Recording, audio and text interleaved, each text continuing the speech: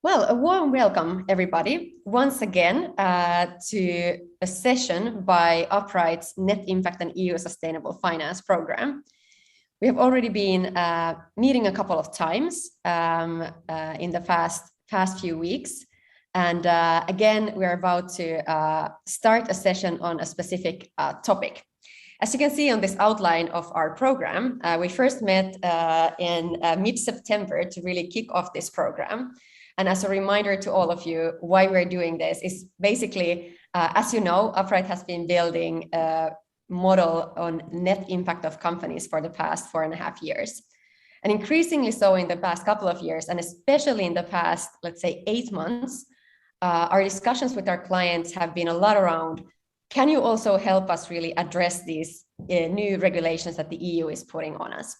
So that's why we started to see what our model could do in terms of the EU taxonomy and in terms of the EU SFDR, principal adverse impacts indicators.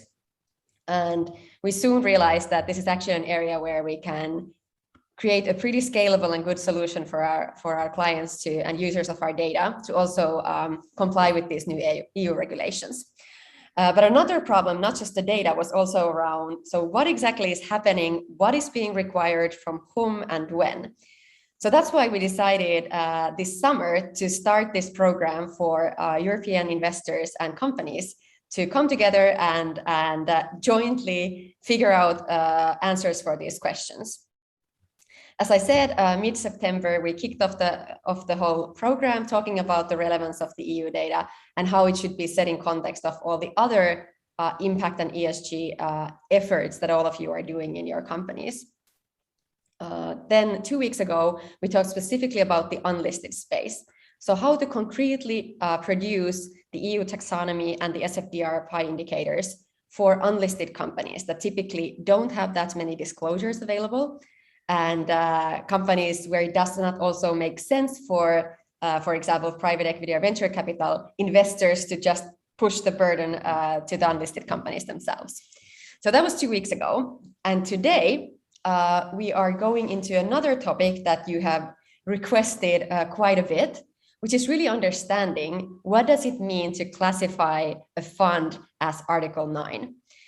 So this is a discussion that we've been having with basically probably all of you as participants of the program. Basically, should you classify your funds 8 or 6 or 9, and why? What should really be the driving decision for that? And what concretely follows? So how are the requirements different for Article 6, Article 8, and Article 9? Today's session really tries to go deeper in this question, as my colleagues Toni and Juho will soon tell.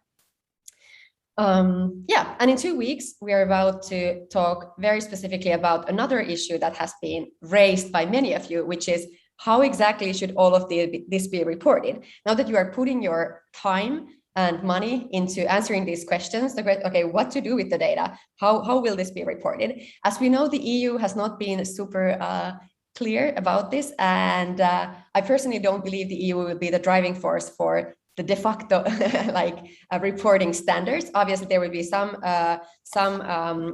standards required by the EU, and those, of course, need to be produced. And we have already built some integrations to our model to be able to just print those out of the Upright platform. However, maybe the even more interesting question has to do with how does it make sense for you to report on this data and use this data in order to really create some competitive advantage and to really do good business, basically.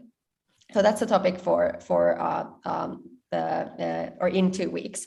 And then finally, we have another session on also requested by you of concretely how is this data usable, how is it approached, how can you use the API, how can you bring this to your systems, what do you find where, how does it work, how do you stress test, and so on. So we have a very pragmatic session then on November 16th on concretely using the Upright platform. And then, of course, a closing seminar on the 9th, as you know.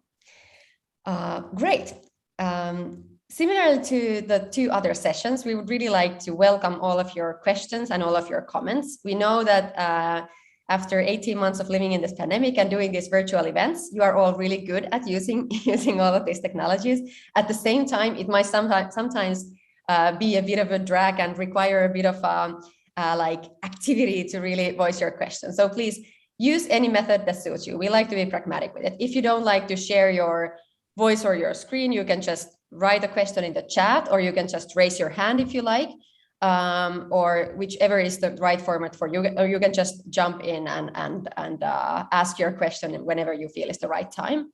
Our head of this program, Toni Laitila, will be every now and then checking the chat and seeing, trying to help you guys have a voice whenever you feel like you have a question. So you can also just send him a direct message, or just speak in the chat, whichever way you find most useful.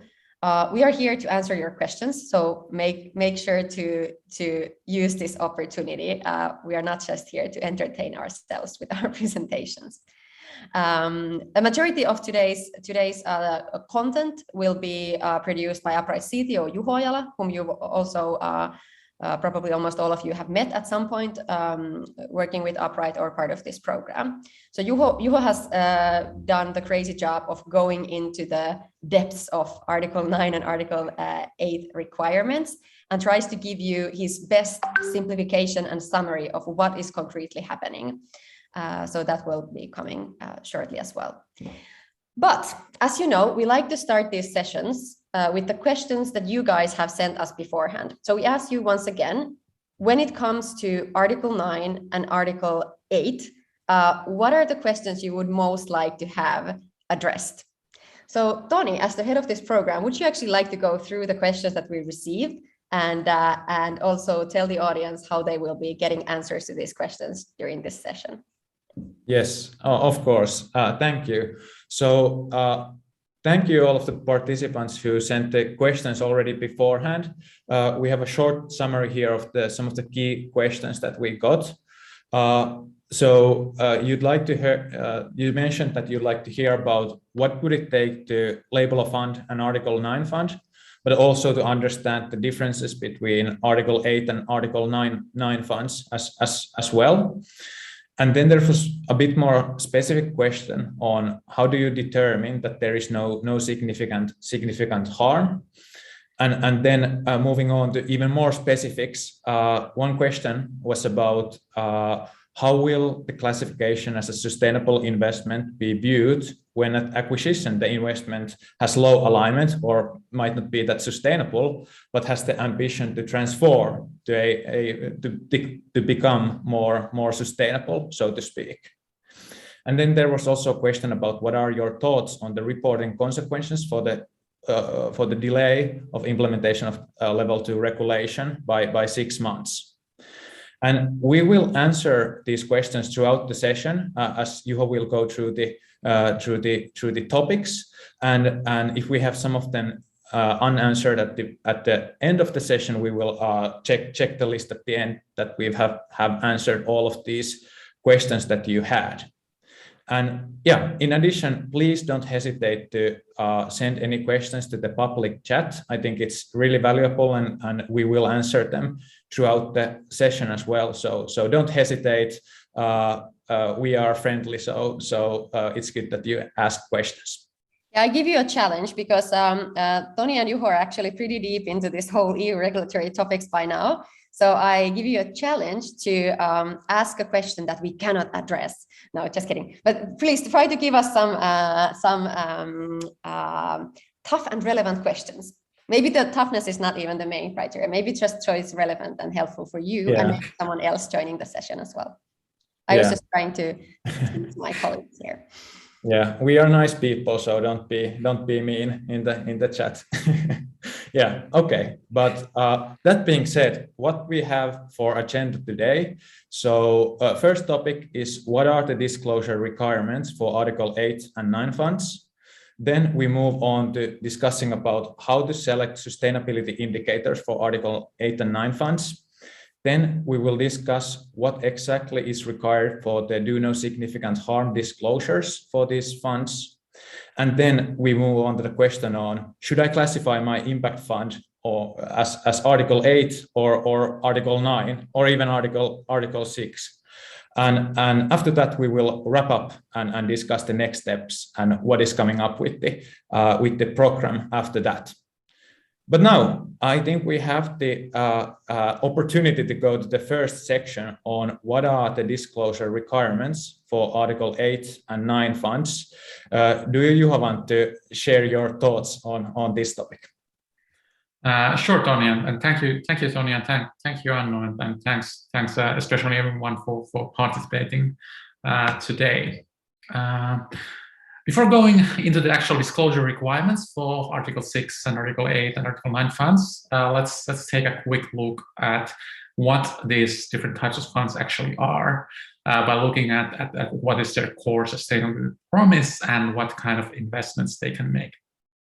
So Article 9 funds, they have sustainable investment as their objective. Whereas Article 9 funds, they do not have sustainable investment as their objective, but they still promise that they will be promoting environmental or social characteristics either way. And Article 6 funds, they don't make any sustainability-related promises, and they don't advertise on sustainability.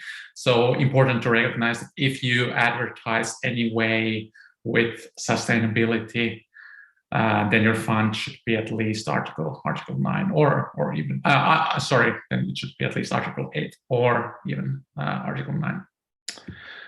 Article 9 funds, they must primarily investments that classify as sustainable according to the definitions in the regulation, but they can also make some other investments as long as they can still somehow explain how these investments don't prevent the fund from attaining its overall sustainable objective. One valid reason mentioned in the regulatory technical standards, for example, is lack of available data to show that certain investments are actually sustainable. For Article 8 funds, they can also Article 8 funds can commit to making a given proportion of investments that will classify as sustainable. In addition, they can do these investments that don't classify as sustainable, but you can still say that they promote environmental and social characteristics somehow. This could be, for example, applicable for investments where you have a clear reason that they contribute to, for example, an environmental goal, but you cannot show that all the criteria for sustainable investment are fulfilled. And additionally, these funds can also make some other investments that don't have any special sustainability characteristics. And then Article 6. Article 6 can invest essentially anything, but even for Article 6 funds, it's good to recognize that consideration of sustainable risk is then for those still relevant for risk management purposes in any case. But yeah, this is the conceptual side. Moving on to the requirements and the disclosure requirements. Article 9 funds, they are required to explain which sustainability indicator or sustainability indicators they use to measure the attainment of the sustainable investment objective that they have defined for the fund. Similar thing for Article 8 funds, it's just that the difference is that the indicators used to measure attainment of the environmental social characteristics, which is a little bit different in the definitions of the regulation. Both need to explain the binding elements in the investment strategy that are used to select the investments in order to make sure that they have these characteristics that are being promised. So this is similar for both. Article 9 funds are required to explain how their sustainable investments do not significantly harm any sustainable objective. We are going to go later in detail on what that actually means, but this applies to all sustainable investments in the Article 9 fund, which is most of its investments. Article 8 funds also need to do this. but only for those investments that classify as sustainable. And Article 8 funds don't necessarily need to commit to making any investments that classify as sustainable. So this is a much milder requirement for Article 8 funds. Finally, both are required to report taxonomy metrics. This is something that we are not going to discuss a lot today because we are expecting that this will very likely be amended in an upcoming version of the regulatory technical standards. So today we will mostly focus on this discussion on the sustainability indicators and the do no significant harm requirements. Yeah, so this concludes this quick overview of the disclosure requirements for Article 8 and Article 9 funds. Do you, Tony, have already at this point some questions from the audience, or is everything super clear? Well, we do not have any questions in the chat, so it seems everything is clear. But if you still feel that, hey, I'm a bit unsure what are the requirements, please ask a question in chat. We can recap that topic throughout the session as well. And did you, Tony or Annu, have anything else that you would like to clarify that I may have missed in my explanation? No, I think that was pretty clear, and I think our audience is also becoming at least the ones who have been talking with us relentlessly on this topic. The differences in the requirements. One thing that at least for me was a bit of a well, not a surprise, but something to take note on was on what it's really like. Whether it's really a bigger risk to be Article 6 than to be Article 8 to begin with, and just a notion that the regulator might see even just having a generic page on sustainability on your web materials might be seen as a sustainability promise if it really states something about the funds themselves and what they are aiming at.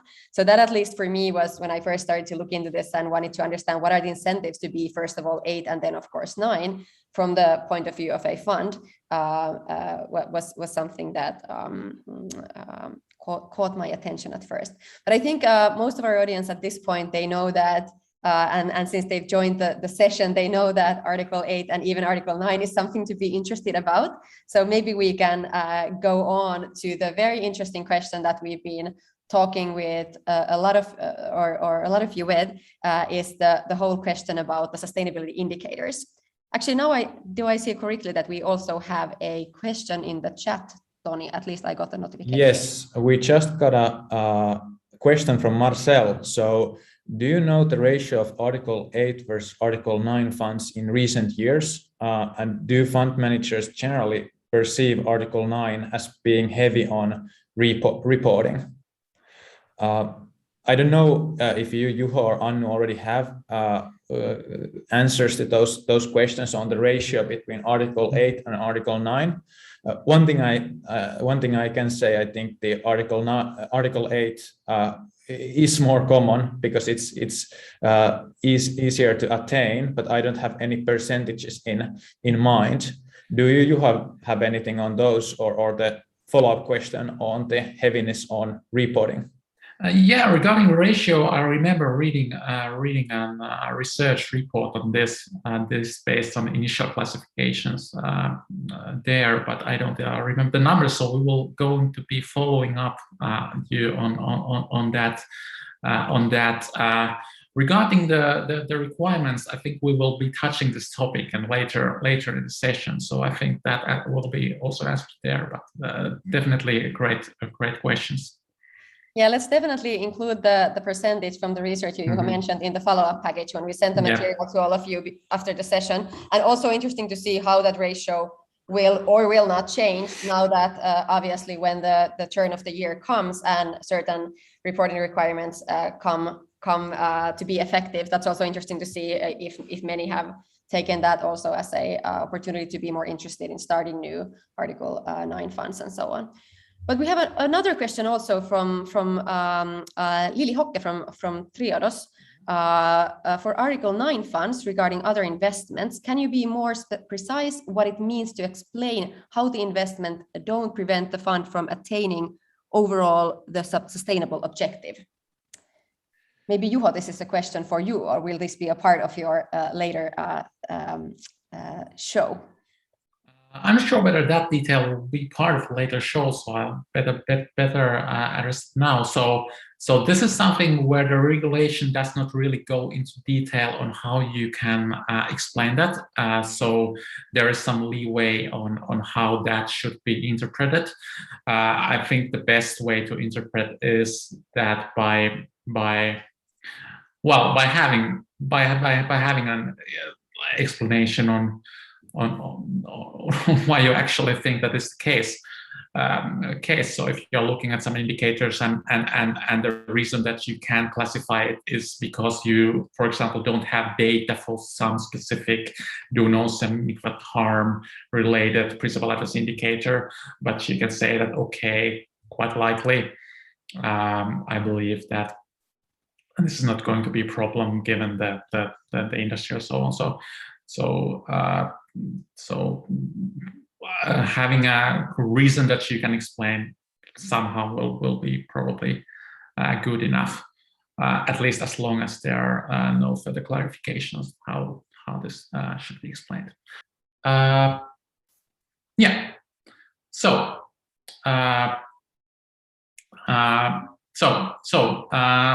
how to select the sustainability interval for Article 8 and 9 funds is kind of key questions when starting to approach this regulation. And when looking at this topic, we're going to look into two questions. One, what is an acceptable sustainable objective and an acceptable sustainability indicator, and what concrete options are available. So which indicators could you consider, and what are the pros and cons of each? Yeah, let's start with the first one. So the regulation does not really provide guidance on what kind of indicators are applicable as sustainable indicators, but they at least give a definition of sustainable investment, which is shown here. I don't expect you to go into the details now start reading it, but I'd like to highlight a few points here, starting with this first one. So one point to recognize is that in the regulation, sustainable investments contribute to social or environmental objectives. So this is the kind of scope of things that you need to have some positive contribution on in order for investment to be sustainable. Secondly, resource efficiency indicators are mentioned explicitly as an example of an indicator that is a measure of sustainability. But to be clear, this is just an example, so there may also be other indicators that can be applicable. Moreover, there's no regulatory definition for resource efficiency indicators, but for example, net impact definitely is a resource efficiency indicator. Finally, number 3, sustainable investments should not significantly harm any environmental social objective. This thing is built into the definition of sustainable investment. But yeah, this is everything the regulation is directly saying about this, not very concrete. So to get something concrete, let's look at actual options on what indicators could be used here. Starting from EU taxonomy alignment, which could be a very good obvious option to start with. Should be really straightforward to have this accepted from supervisors when you're publishing your materials. Big con is that you will have a very limited investment universe as taxonomy, as the EU taxonomy only captures a very small subset of investments actually are sustainable. And also, of course, there's the problem of very, very limited data availability. If you ignore the second con, then this would be suitable for funds that have investment strategies that target companies that kind of happen to be in those kind of industries or businesses that are well covered in the EU taxonomy. Then EU taxonomy eligibility. There you would have less problems with data availability, but very questionable validity as sustainability indicator, as many obviously non-sustainable activities are eligible. Because so when you look at eligibility, you don't consider any of the technical screening criteria detailed in the regulation. Not really sure what this could be suitable for. Then UN SDGs, easy to communicate, but again suffer from leading to a kind of limited investment universe, as this captures only in the scope of sustainable investments again, because the UN Sustainable Development Goals only kind of capture a narrow scope of the value creation for companies. This is also related to the fact that they were originally designed for use by governments and nations rather than companies.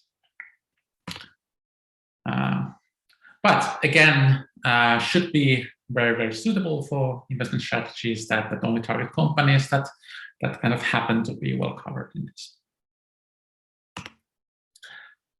Then what about GHG emissions? Definitely accepted widely as relevant. But problem is captures even a narrower scope of sustainable investments than for example, EU taxonomy alignment. Even GHG, even companies that have large impacts related to GHG emissions would be hard to investment when they are participating in this kind of transitional or enabling activities. So this works well if you have an investment strategy that really targets only low carbon industries. Finally, one option, net impact. This allows for a large investment universe. It comprehensively captures different types of sustainable investment. As a minus, not yet widely known. We're trying to change that. And yeah, well, this should be suitable for investment strategies that kind of try to comprehensively target all kinds of sustainable investments. Yeah, so this was a kind of a high-level overview. Now, Tony, could you give us some actual example of these pros and cons to the model? Yes, thank you, Juho, for sure. Happy to show some concrete examples. Can I trust that you see my screen now? Yeah, I see it at least. Yeah, great. So great. So now I have the upright model and platform open here on my computer, and the idea was to look at some of these sustainability or sustainable objectives and indicators here on the platform. So starting from the idea of looking at the net impact as the sustainable objective, we could take the whole investment universe, well, in this case, available in the upright platform, and start to look at potential companies that could be could fit the fit the bill in terms of using net impact as the sustainable objective. So, for instance, we can put here in the platform put this net impact ratio threshold of plus 20%. So looking at only companies that have over 20% net impact ratio, we could be thinking about, hey, we want to invest in companies that are in North America and companies that are in the healthcare and hospital sector, and I'm an investor that only invests in publicly listed companies. Here, when we look at this, we can see a long list of different types of companies we could invest in if our sustainability objective was the net impact, and the threshold would be over 20%. Yeah. So here, if we want to understand this a bit more concretely, and how does it compare to EU taxonomy, for instance, let's take one example. So I opened here LabCorp. It's this American company that runs this large network of laboratories. So they contribute a lot to the public health of people, as we can see it in the net impact profile here. So contributing to both society and health in this case, also the knowledge side. Or while the environmental side is not at all, the impacts there are not that significant. And as we can see, these are the kind of topics that are not that well covered in the EU taxonomy or the EU regulation overall. And if we go and see here, for instance, the EU taxonomy side, we can instantly see that, well, this company, it does not go within the EU taxonomy at all. And well, does it mean that it's a bad company, or that it wouldn't contribute to the social or environmental aspects? It does not mean that directly. That just goes to say that only looking at the EU taxonomy might not give the kind of the full picture here. If you want to understand further, you could also kind of combine that with the UN SDG alignment metrics or so on, just to kind of bit better understanding that how does it look through this type of familiar frameworks as well. That was one example. But if we go back to the front page and want to understand something in Europe, and maybe something from energy sector, let's say. Let's do the same thing again, but now rather than looking at the healthcare sector, let's look at the energy sector companies that go well within the EU regulation. And here, let's again find some of these net positive energy companies. Let's take Scatec Solar as one example.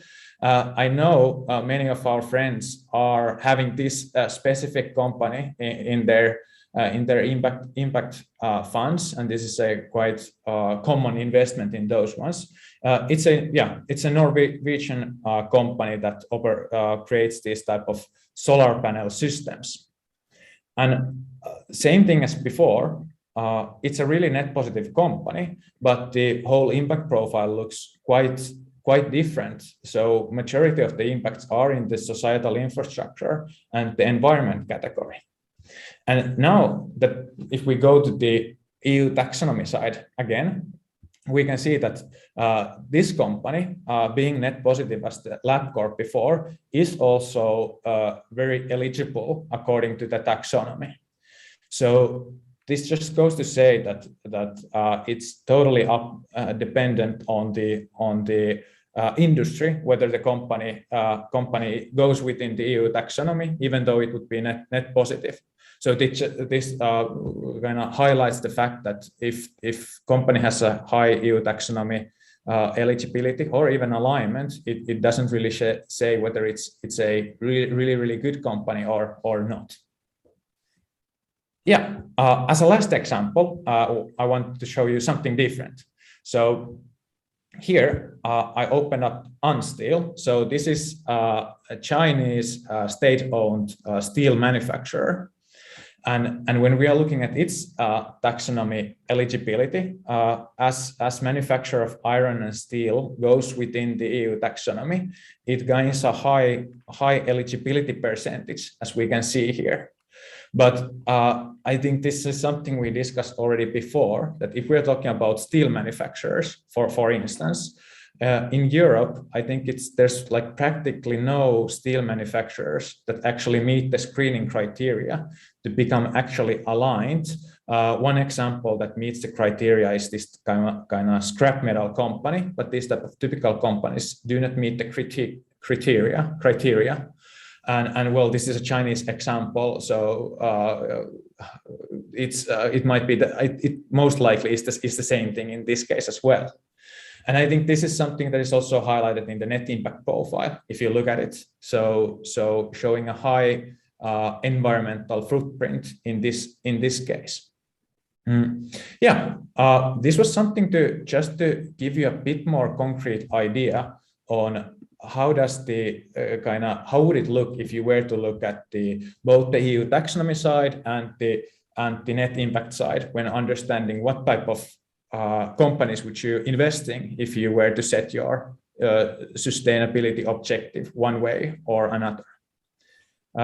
Did you, Annu, have something to add? I actually would like to take one question from the chat. I really love it that our participants are being super active today. Juho, can you put the last page that you have where you are listing the different, like the table of the different sustainability indicator options? We have a question from, oops, then well, I lost it. Yeah. So we have basically a question from, now I keep losing the chat because I keep moving my, here we go. From Maria de Perligni. We have a question about the EU taxonomy eligibility. So the second row on this picture, that would it be considered as more relevant as an indicator if the fund strategy would be to drive change in the companies in order to align them with the taxonomy? Good question. I think there, at least in my opinion, and happy to hear anyone else's opinion as well.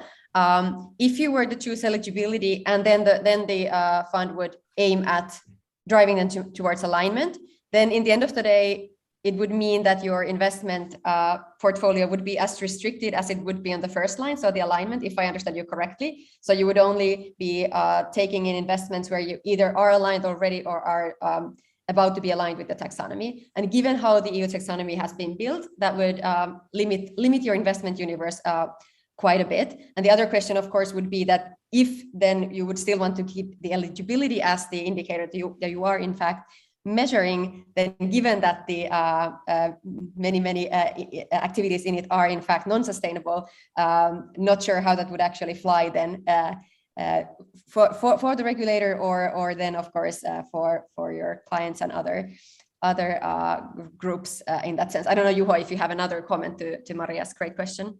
I have another question that came to me privately, which was how would you report on the SDGs that are also mentioned on this page, and in what way do you consider it easy, as we say on this page?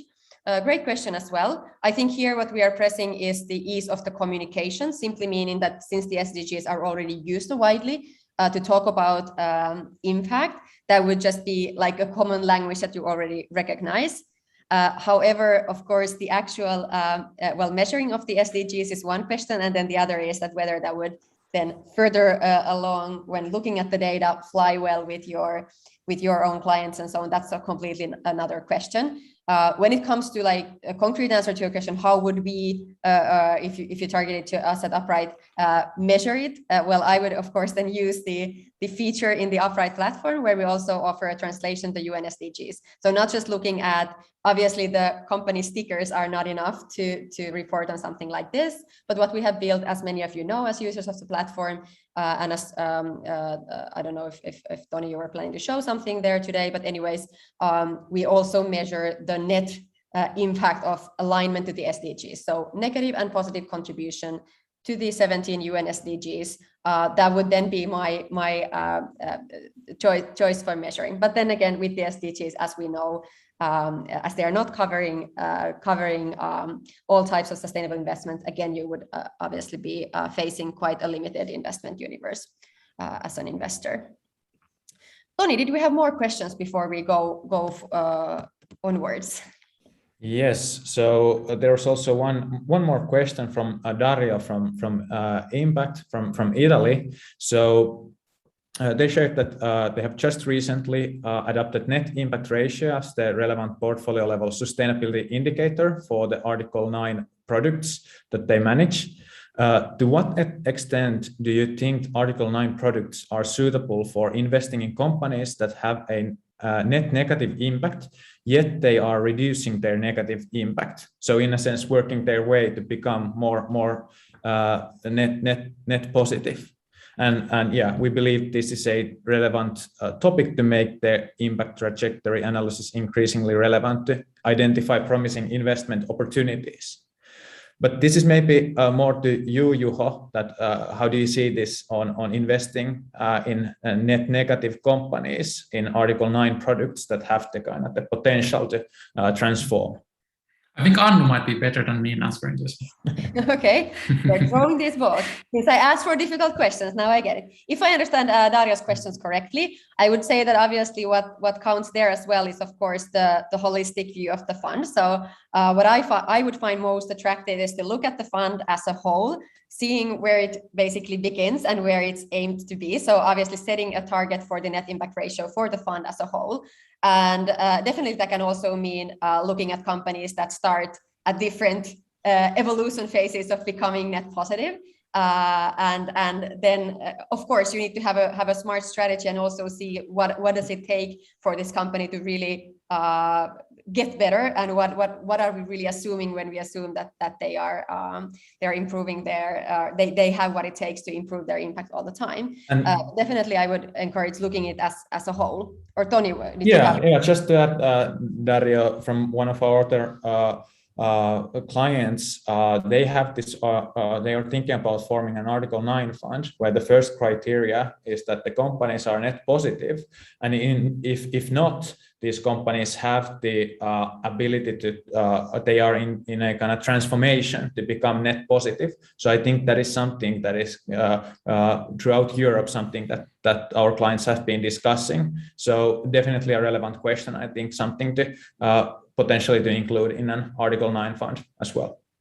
And when it comes to communicating this impact, not just, of course, ticking the box for the regulation, but also making it into a business advantage and just simply like a smart investment strategy, concretely showing that delta, so that change from when you entered investment and what you try to get done during the lifetime of the fund is, I think, a clear and exciting way to visualize that. Actually, now hearing this question, I think we should take a homework, Juho and Toni, and maybe draft or share one of the ways in which we're visualizing the change and which some of our clients are using. That could be interesting to others as well.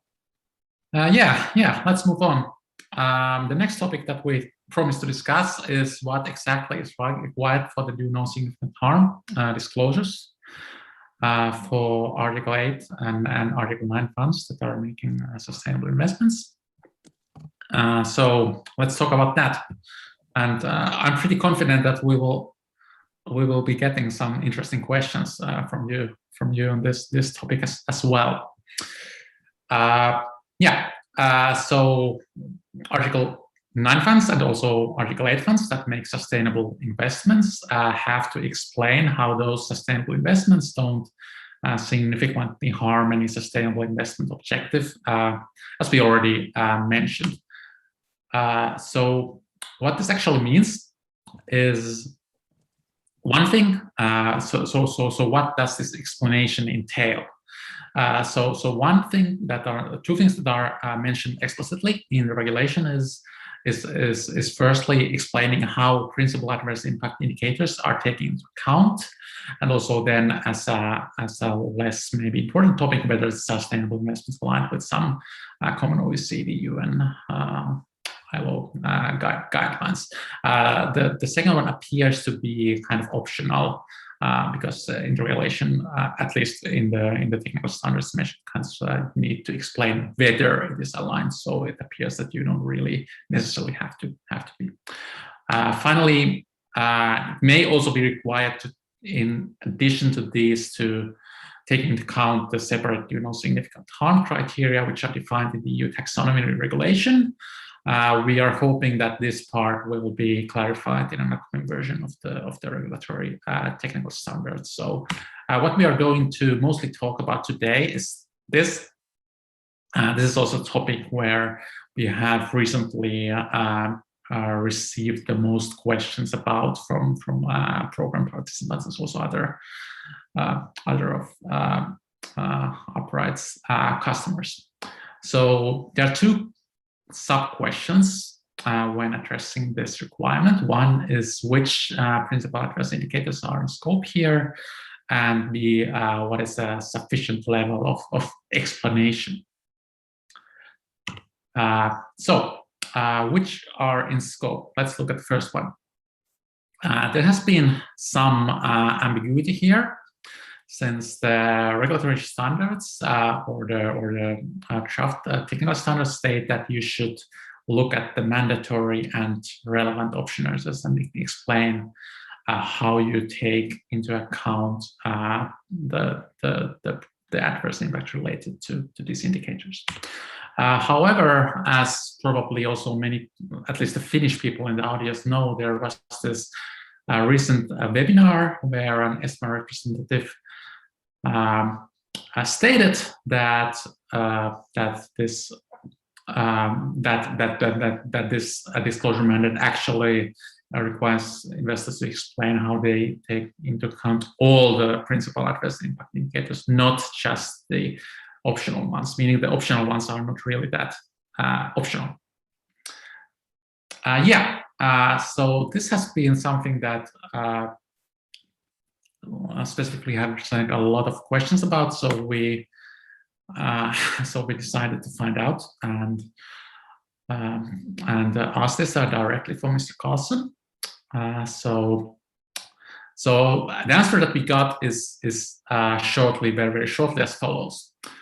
The disclosure mandate indeed only requires to explain how all the mandatory and relevant option indicators are taken into account, but in order to determine which optional indicators are relevant, one still needs to consider all optional indicators. And in that sense, when you're explaining how you're taking relevant optional indicators into account, you need to explain how you decided which ones are relevant.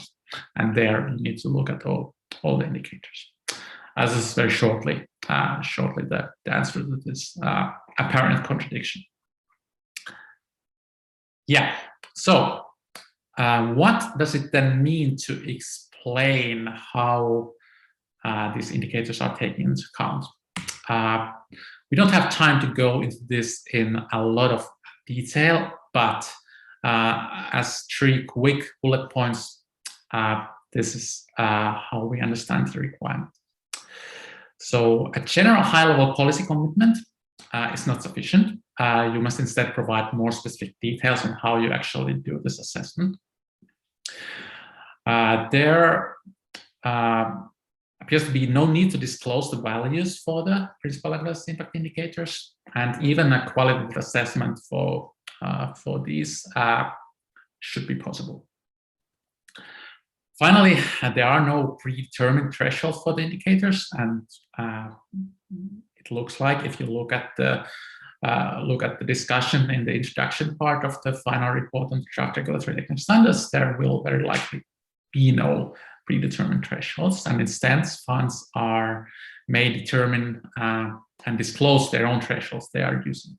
And this is something that the European supervisory authorities in the regulatory standards actually are encouraging FMPs to do. So this is very, very shortly what it is. I think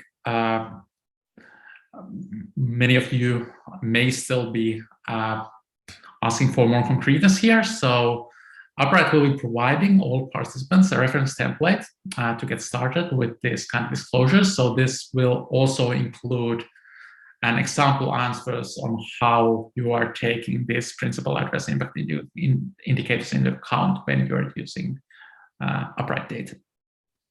So we'll hope you'll have a better understanding, at least then, if not already now. Yeah, this was this quick deep dive to the 2 no significant harm indicators. Did someone add any questions while I was discussing this one?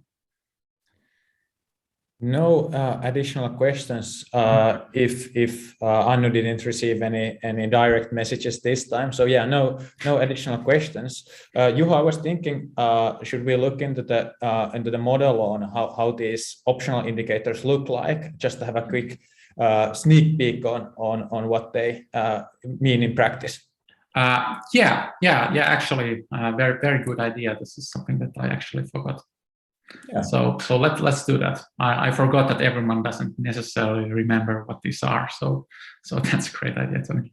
I think some people have better hobbies than you do, and they are not just reading the optional indicator descriptions every night and every weekend. Yeah. So for those weirdos who don't have the same hobby as you, maybe Tony, you would like to just a quick sneak peek of what the other indicators look like, just so that you get a visual of that as well. Yes, for sure. So I think you are now seeing my screen. I open up our model again, and this time we are looking at Nestle, a familiar example. Here we first see the mandatory metrics, as we already discussed last time. So the 16 mandatory metrics for companies, their value and whether they are based on direct company disclosure or Upright's modeled estimates or the public disclosure database. But now, given this new discussion about the optional indicators, we are also considering on building a scalable tech solution for this side to actually look at the optional indicators as well. This is something that we are assessing the following month here at Upright to see whether this would make sense to actually create at scale. But we already did the kind of the first experiments on creating this type of data. So here we, for instance, have for Nestle these most relevant optional adverse impact indicators available. So you can see also something extra compared to only the mandatory ones. But the key thing here just to notice, like, how do these metrics look like and what type of metrics these are. So they are quite similar to the mandatory metrics as well. So yes and no questions and metrics on emissions as well. But yeah, this was just one example on the principal adverse impact side and talking about the optional indicators as well. But yeah, that was basically it on that side from my behalf. Any additions, Juho or Annu, on that? No, not at this time. Okay, we don't have some. Just one comment from my side. So. But I like realistically looking at this whole EU regulation and what it tells, obviously from our part, we would hope the regulator to be as effective as being a good force for helping the finance sector get better and better at this topic. There are definitely some good sides to this regulation, but I have to say personally, I'm pretty disappointed that even the optional principal adverse impact indicators, even how many they are, like, well, there's like 27, I think, for like specifically for companies that are on the optional side, that none of them are, they're about climate and social, but they're really like going maybe deeper details to some of these questions, and none of them are really touching many of the other areas that are completely untouched, that are relevant from an investor's point of view or from a business leader's point of view for the net value creation of the company. So none of them are really talking about things having to do, if we're talking about health, for example, they're looking at accidents. I actually just yesterday went through them myself, workplace accidents, days lost to illness and so on. So they're all of the internal impacts. Even when you look at the health impacts of a tobacco company, for example, you're only looking at how many days because of the flu the people in the headquarters of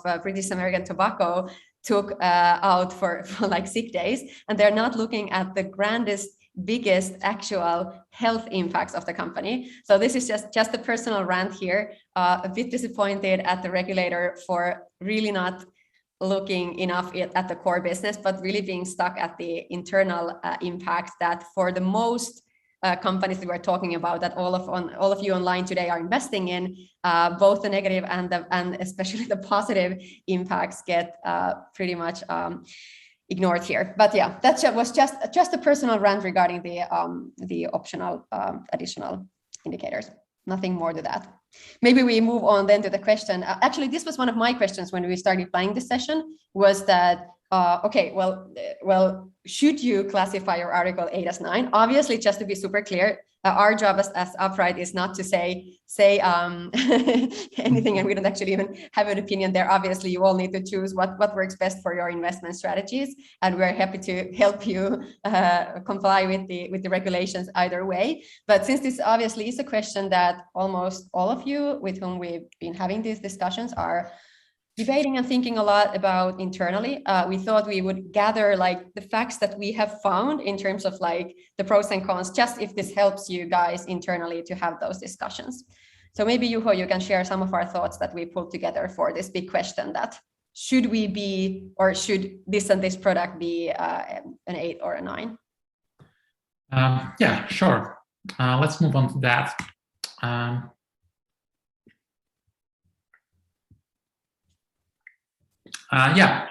So when looking at this question, one key point I would like to make is that the decision of the classification is something that you should make or consider together with the commitments that you make related to the asset allocation of the fund. Since they both affect what kind of investments you can make and how extensive regulatory requirements are in place and how the sustainability funds can be marketed. So if you look at these disclosure requirements for these different kind of combinations of classification and then asset allocation, starting from Article 8, the sustainable indicator, as Linda previously clarified, you need to report the performance of the sustainability indicator. I'm happy this is correct here. And for do no significant harm, because you don't have any sustainable investments or investments that actually classify as sustainable, you also don't need to report anything here.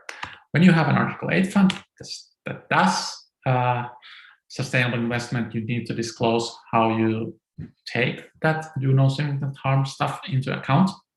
But this only applies to investments that are classified as sustainable. So if you commit to making at least, let's say, 10% investments that are sustainable, this will apply only to those investments. Then Article 8 fund, which also have part of investment sustainable, has very, very similar requirements. The difference here is essentially that for Article 9 fund, you can't have that much. For Article 8 fund, you can just have, let's say, 10% or 5%. For Article 9 funds, this is maybe not something that you can as easily do. And finally, if you have this super green Article 9 fund, which says that all investments classify as sustainable, you need to periodically report the performance as all the other provisions, but also disclose the do no significant harm stuff for all investments. So yeah, so the asset allocation here is quite a big driver for the disclosure requirements.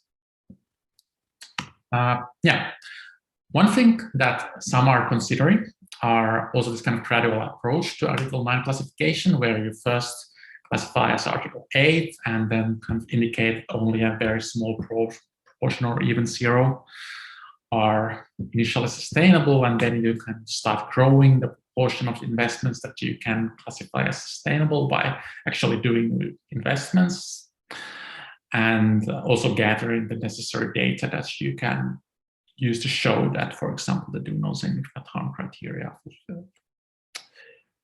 And yeah, also maybe at this point, you can use the way some possibilities to wait for the actual regulatory requirements to mature. So you reduce the risk that there will be some requirements, so there's some interpretation that would make your fund not fulfill all the requirements. And then finally, step 3, classify the fund as Article 9. So this is something that can be actually lucrative, as it can smoothen the way. You kind of have a more gradual transition to the requirements, but This might be a little bit tricky to communicate, for example, for investors, as you will be, once you make the transition from Article 8 to Article 9, you will move from not having sustainability as an investment objective to having sustainability as investment objective. So this might be a little bit tricky to communicate if this is what you will be trying to do.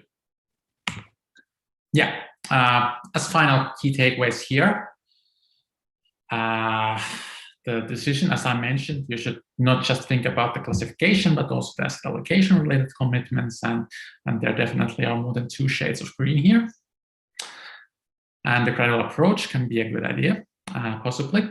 But one thing we would like to highlight is that as we already discussed, if you are kind of making any or marketing that you're making any ESG impact considerations, then you're going to be at least Article 8. If you have an actual fund which has an impact focus, you should probably seek Article 9 classification, even if you will have some additional requirements. And yeah, one probably good option is also to classify as Article 9, but then only commit to an asset allocation that then leaves rooms for some investments where you cannot, for example, get shown that your investments meet all the regulatory criteria for sustainable investments. And at Upright, we are of course trying to make this as easy for everyone as possible. Yeah. Before going to the wrap up and next steps, were there any questions or maybe some clarifications that Annu or Toni would like to make at this point? Well, I would just like to welcome, if anyone, I know this might be a question, obviously take your own discretion to what you want and don't want to share with others in this group, but just if anyone would like to share any of your thoughts, because I know many of you have been having really smart thoughts about this whole topic of what to be, this identity crisis for funds, and how you should classify yourself. So if you feel like sharing any of those experiences or thoughts or any logics that you are using with the group, please feel free to do so. But of course, also understand if you feel like this is not something that the thought process is not something that you would like to elaborate on with others. And of course, you can also do it also in some of the other sessions, and maybe smaller sessions as well, if you feel like. If anyone is not volunteering, at least not immediately, maybe we can talk a little bit about the next steps. And first of all, of course, make sure that we have addressed the questions that you had sent us beforehand, and we have made one correction to one slide. Thank you once again for Linda for being awake, and luckily in the later pages that was also correctly marked, but let's make sure to also correct it into one slide in the beginning. But about the other questions, Toni and Juho, have we addressed these questions that we were sent beforehand? Yeah, so I think at this point, Juho, if you want to reload the presentation at some point, because I noticed that there were one date in the next steps missing, so I added that so it will be visible in the presentation as well. But about the topics you asked to hear about, so what would it take to label our fund on Article 9? We addressed that one, and then we also discussed quite in depth, I think, the topic of differences between Article 8 and Article 9 funds as well. But then we also had a couple of these topics that we didn't quite go through in depth. I think we partly already answered the question on this kind of starting with the low alignment, but moving into and transforming into becoming fully aligned. But I don't know, Juho, as it's marked with no checkbox mark at this point, did you have something to add here as well? Yeah. I think we already partially answered it. That's just maybe we would like to add to that yeah, they're kind of from the regulatory perspective, what you're required to report is alignment at any given time, and the first year after the investment you're going to report the alignment at that time, but then next year the next year's alignment. But there should be nothing preventing you from, in addition to that, also providing your own estimates on where it's going to be going, and this kind of future plans is a kind of major component that we are also planning on including at the Upright platform, because this kind of perspective on the future is of course really important. But yeah, probably nothing more to say about that. On the last question, yeah, so there was a specific question on our thoughts on the delay on the implementation, and also whether we have any specific information regarding the taxonomy disclosures that will be expected to be included in the final version. So we are in these kind of discussions with people, for example, including ESMA, but they are really careful to not reveal anything about upcoming regulatory standards. So on this side, we don't have any official information, but we expect that the requirements for these product level disclosures for Article 8 and Article 9 funds will be likely aligned with the changes that came for the financial undertaking level taxonomy related key performance indicators, meaning essentially that initially only reporting of eligibility will be required, and only later alignment as it was changed in the summer on that level. So at least this is something that we think is going to be very likely, but no other comments on that at this time.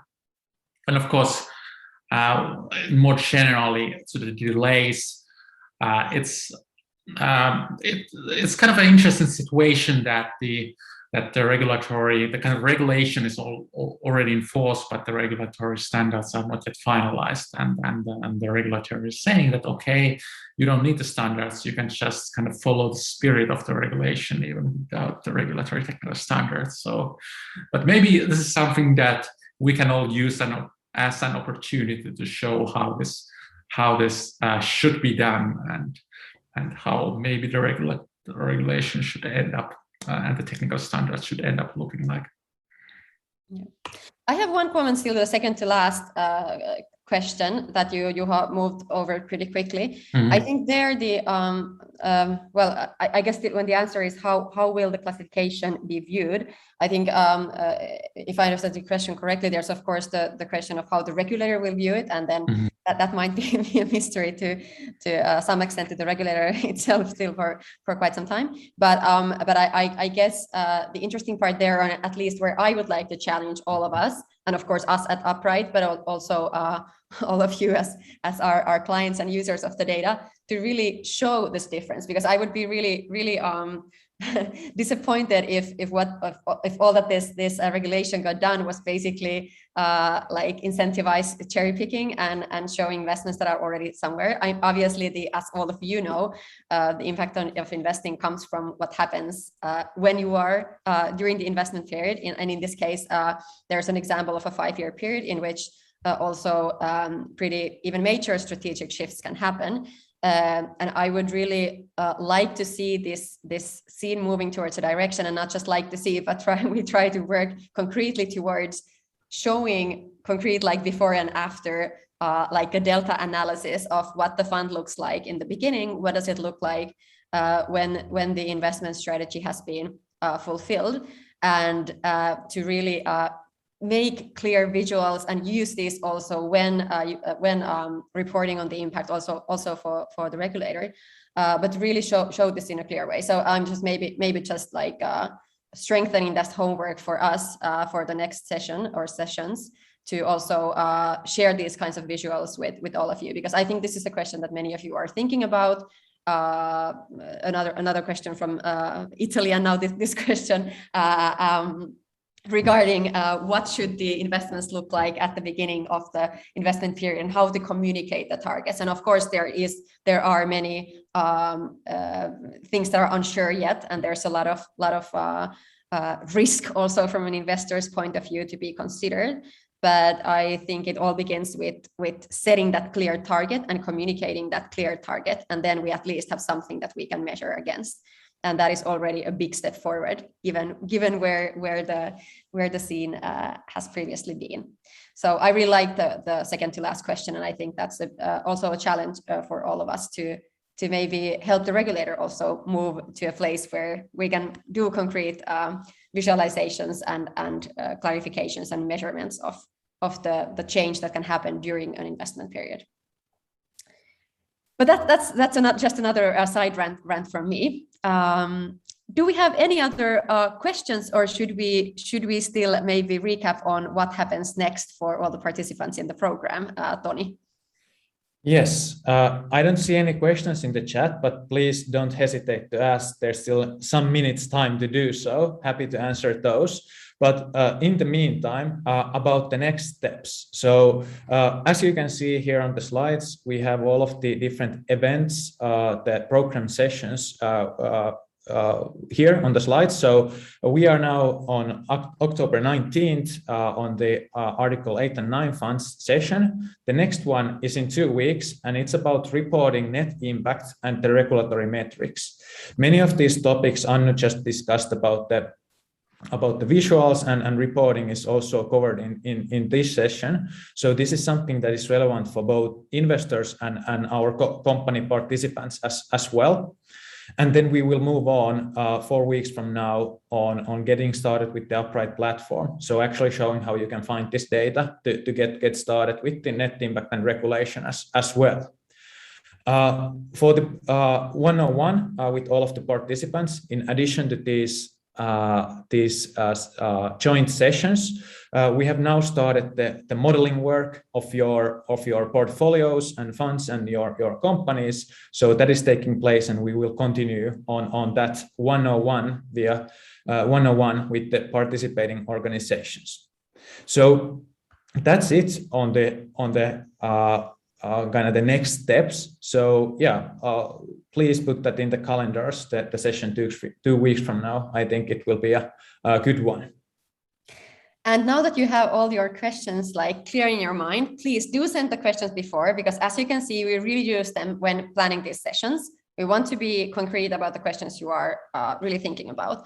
So especially with the reporting, and just to clarify, it can be regarding the official reporting for the EU, but as we all know, most likely the actual standard of what good looks like will be formed by real investors and real actors in the sector. So also any questions about not just what's the minimum requirement to what needs to happen, but also any questions on particular best practices. There was already a question about how to report in the SDGs. Obviously, we have a lot of insights and visions about how to report on net impact and how to use that to also show the delta in your fund when using it as your sustainability indicator or not.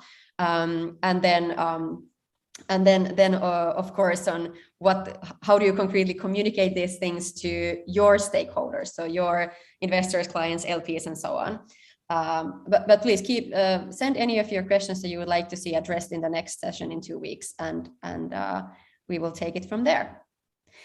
But if you have no further questions or comments, we would like to thank you warmly for joining yet again, and give you an extra an 11-minute pause before your next meeting, time to get some coffee, and maybe at least here in the Upright office it's super cold inside today, so maybe do a little mid-meeting or between meetings workout as well, mini workout. Just a thought. Anyways, thank you for joining, and look forward to catching up again one-on-one with your analysis, and then in 2 weeks with the same crowd. Have a great week. Thanks. Bye-bye. Bye.